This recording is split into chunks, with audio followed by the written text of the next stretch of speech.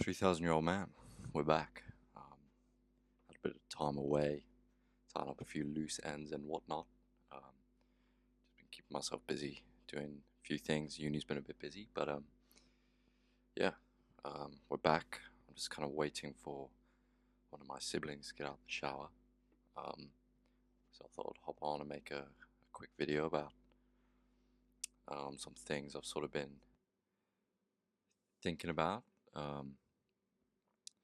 Been inspired by Mark Fisher. I've been reading a lot of him recently, and about how things like personal stress, anxiety, depression, mental health issues are treated as an individual problem, when it may actually just reflect wider social and economic conditions. So just looking at how systems shape the way we understand failure and responsibility and mental health, and maybe questioning some of that framing. And it's fairly related to some of the other things we looked at when we sort of look at your self-value as a musician. One of my earlier videos, we sort of look at how that's so related to how we view ourselves and our value as a musician and as a person. So it's kind of related, the sort of positive message sort of disseminated not primarily by politicians, but across all entertainment media, that you can be anything you want to be, and that's a message that presents itself as emancipatory in some respect, but kind of functions as a mechanism of control, because it's got this kind of apparent optimism, right? But I think that just it conceals a sort of more harsher implication that any failure to achieve stability or success or even basic well-being is understood as an individual deficiency, and that's when these sort of structural constraints come in,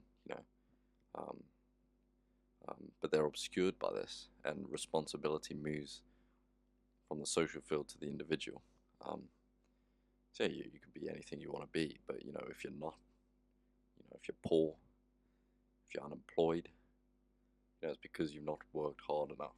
So it's your fault.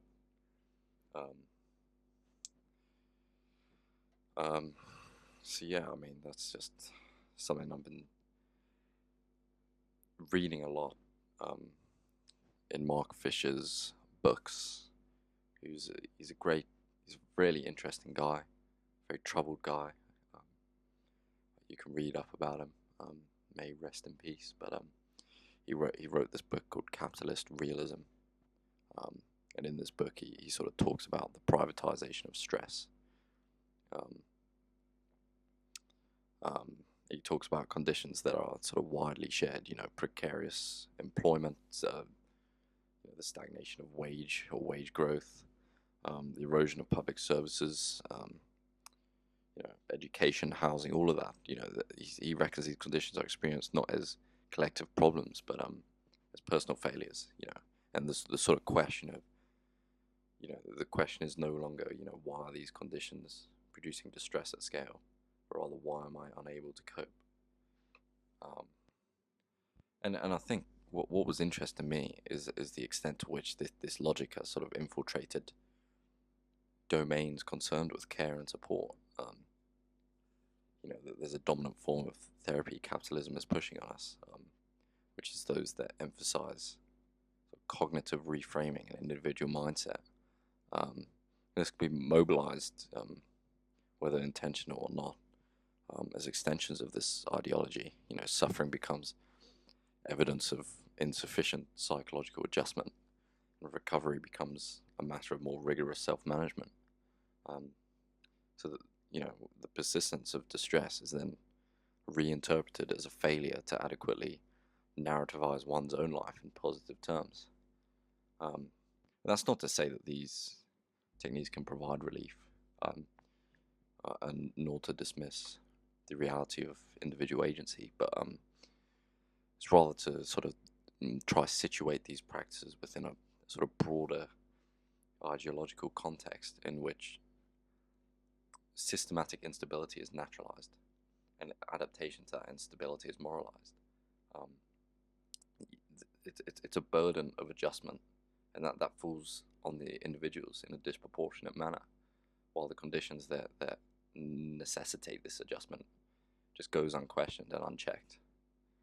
And it's no wonder you have the normalization of widespread mental health problems, particularly among young people, and that this normalization needs to be understood in this framework. You have insane numbers, insane levels of anxiety and depression, and that is, in fairness, frequently acknowledged, but it's just as frequently depoliticized. It's treated sort of, I think, as a sort of unfortunate but inevitable feature of contemporary life. I think Mark Fisher says it's treated as something as natural as the weather or something like that. But the scale suggests something other than sort of isolated malfunction, for want of a better word. It points rather to a mismatch between human needs and the social structures within where these needs need to be met. To insist that this situation is just how things are is a key component of what Mark Fisher talks about in his book Capitalist Realism. It's the foreclosure of the possibility of imagining any sort of alternative. This is a system that's not only reproduced through economic and political mechanisms, but through the production of limits on thought, not necessarily in a Big Brother kind of way, but in a way where if no alternative can be conceived, then adaptation becomes the only available response. And that's what capitalism realism is. It's kind of summed up by one quote from the book, probably one of the more famous quotes, where he says it's easier to imagine the end of the world than the end of capitalism, which is nuts, but also kind of hard to disagree with. So it's in this sense that the demand for personal responsibility is less about describing reality and more about shaping how we understand it. It pushes people to take social and economic problems and treat them as private problems instead. And as a result of this, these issues stop feeling political and they start feeling personal. You don't just think you're responsible for your struggles; you feel it as a kind of a private guilt or failure. So that's why, with all this considered, even just a small move to place all this distress in its social context can matter. Obviously it doesn't solve the conditions causing it, but it can break the sort of automatic tendency or instinct to blame yourself. It kind of reopens a question that's often closed off, instead of just always thinking, what's wrong with me? You can start to ask, what's wrong with the world that's producing this on such a scale?